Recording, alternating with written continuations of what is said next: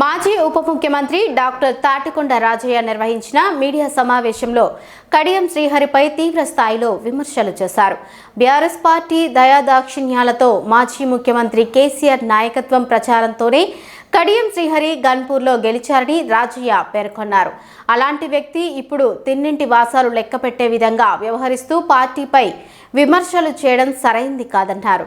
BRS party గుర్తుపై గెలిచిన కౌన్సిలర్లు, సర్పంచులు పార్టీ మారితేనే అభివృద్ధి చేస్తానని కడియం శ్రీహరి చెప్పడం అత్యంత విచారకరమని రాజయ్య విమర్శించారు. ప్రజలు ఎన్నుకున్న ప్రజా ప్రతినిధులను రాజకీయంగా ప్రలోభ పెట్టడం ప్రజాస్వామ్య స్ఫూర్తికి విరుద్ధమన్నారు.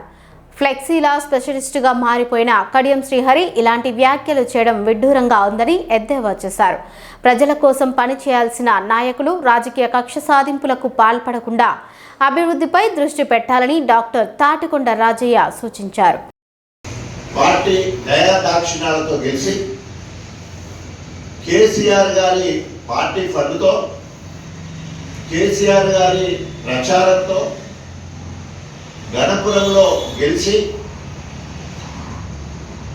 తిన్నింటి వాసాలే లెక్కబెట్టే విధంగా కడియం శ్రీహరి గారి కార్యాచరణ భూజుప్సాకరంగా ఉంది.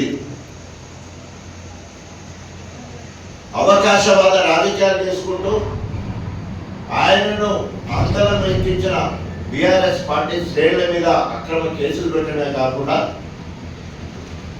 బీఆర్ఎస్ పార్టీ పరంగా చేసిన ప్రజాప్రతినిధులు, వారు కౌన్సిలర్లు కావచ్చు లేదా సర్పంచ్లు కావచ్చు, వారిని ప్రలోభాలకు గురి చేసి పార్టీ మారితేనే మీకు పండిస్తామని చెప్పేసి ఈరోజు మాట్లాడడం విడ్డూరంగా ఉంది.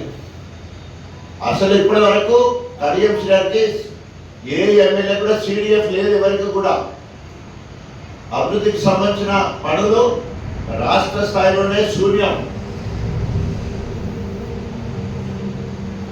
మరి ఈరోజు 14 కోట్ల రూపాయలని చెప్పేసి ఫ్లెక్స్ల స్పెషలిస్టు 1400 కోట్ల రూపాయలు మంజూరని చెప్పేసి ఫ్లెక్స్లు పెట్టుకున్నాడు తప్ప ఎక్కడా ఆ పనులు జరగడం లేదు. 147 కోట్లతోటి RS మేన్కొనాల్ CC లైనింగ్ అన్నారు. గతంలో బీఆర్ఎస్ ప్రభుత్వం వేసిన లైనింగ్ ఇక్కడ ఉన్నది.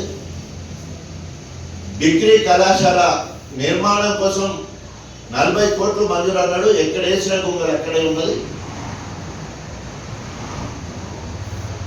ఇంటిగ్రేటెడ్ స్కూలు పనులు నత్తనడక నడుస్తున్నాయి. పునాదుల దగ్గరనే ఆగిపోయిన పరిస్థితి.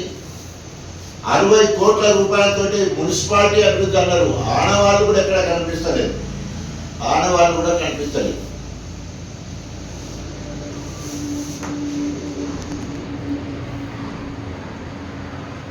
ఈరోజు మున్సిపాలిటీ పరిధిలో కేసీఆర్ ఫ్లెక్స్లు, ఐరన్ స్టాండ్స్ తోటి ఆయన పబ్లిసిటీ చేసుకుంటున్నాడు. మున్సిపాలిటీ కమిషనర్ను డిమాండ్ చేస్తా ఉన్నా, వెంటనే ఆ ఫ్లెక్స్లను తొలగించాలి. లేదా ఒకవేళ కనుక అడ్వర్టైజ్మెంట్కు మున్సిపాలిటీకి ఏదైనా లాభం జరుగుతుంది, ఎక్కడైనా హోర్డింగ్స్ పెట్టుకుంటే ఆ పరిధిలో లాభం జరిగే విధంగా ఉంటుంది. గతంలో హైదరాబాద్లో కూడా చేశారు. దాని సైజును బట్టి మున్సిపాలిటీకి ఫీజు కట్టి ఇన్ని రోజులు పెట్టుకోవచ్చు అని లెక్క ఉంటుంది. 1 నెల, 2 నెలల, 3 నెలల, సంవత్సరాల కాలం నుండి, అంటే ఓ సంవత్సరం మున్సిపాలిటీ అయితే అప్పటి నుండి కూడా ఆ ఫ్లెక్స్లు అలాగే ఉంటున్నాయి. వెంటనే ఆ ఫ్లెక్స్లు తొలగించాలని డిమాండ్ చేస్తున్నాం.